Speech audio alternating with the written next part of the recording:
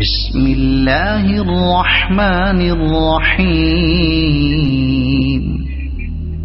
تبارك الذي بيده الملك وهو على كل شيء قدير الذي خلق الموت والحياة ليبلوكم أيكم أحسن عملا وهو العزيز الغفور الذي خلق 7 سماوات طباقا ما ترى في خلق الرحمن من تفاوت فارجع البصر هل ترى من فطور ثم ارجع البصر كرتين ينقلب إليك البصر خاسئا وهو حسير ولقد زينا السماء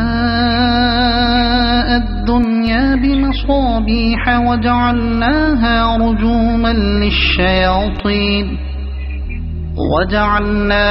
رجوما للشياطين وأعتدنا لهم عذاب السعير وللذين كفروا بربهم عذاب جهنم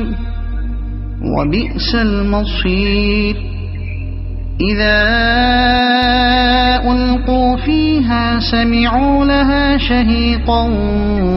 وهي تفور تكاد تميز من الغيظ كلما ألقي فيها فوج سألهم خزنتها ألم يأتكم نذير قالوا بلى قد جاءنا نذير فكذبنا وقلنا ما نزل الله من شيء إن أنتم إلا في ضلال كبير وقالوا لو كنا نسمع أو نعقل ما كنا في أصحاب السعير فاعترفوا بذنبهم فسحقا لأصحاب السعير إن الذين يخشون ربهم بالغيب لهم مغفرة وأجر كبير وأسروا قولكم أو اجهروا به إنه عليم بذات الصدور ألا يعلم من خلق وهو اللطيف الخبير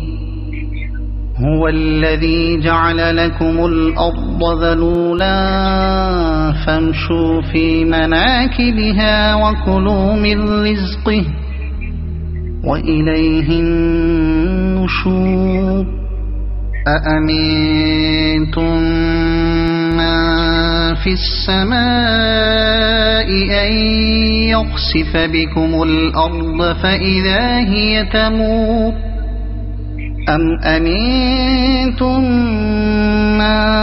في السماء أن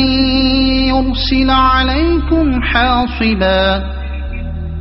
فستعلمون كيف نذير ولقد كذب الذين من قبلهم فكيف كان نكير أولم يروا إلى الطير فوقهم صافات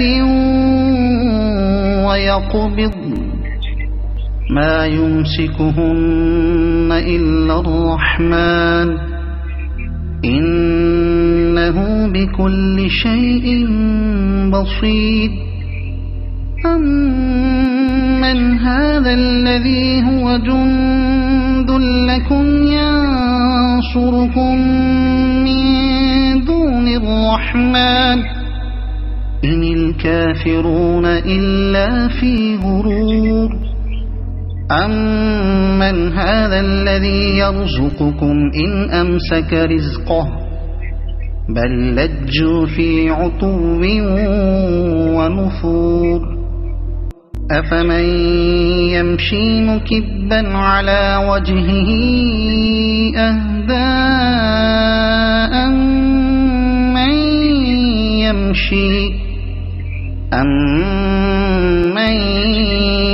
يمشي سويا على صراط مستقيم قل هو الذي أنشأكم وجعل لكم السمع والأبصار والأفئدة قليلا ما تشكرون قل هو الذي ذرأكم في الأرض وإليه تحشرون ويقولون متى هذا الوعد إن كنتم صادقين قل إنما العلم عند الله وإنما أنا نذير مبين فلما رأوه زلفة سيئت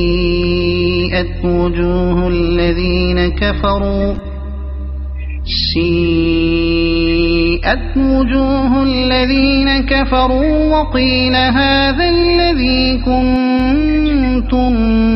به تدعون قل أرأيتم إن أهلكني الله ومن معي أو رحمنا فمن يجير الكافرين من عذاب أليم قل هو الرحمن آمنا به وعليه توكلنا فستعلمون من هو في ضلال مبين قل أرأيتم إن أصبح ماؤكم غورا فمن يأتيكم بماء